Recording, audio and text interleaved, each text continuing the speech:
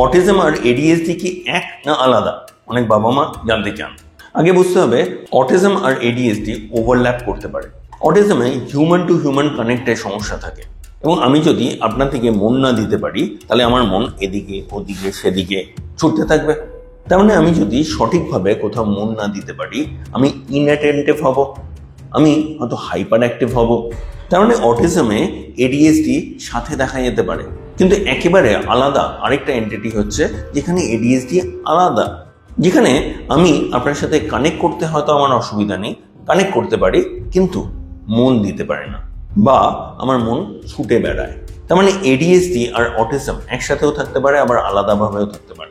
সাধারণত আমরা অটিজমে দেখতে পাই আই কন্ট্যাক্টের অভাব, দেখতে পাই সে নিজের রাজ্যে হারিয়ে থাকছে।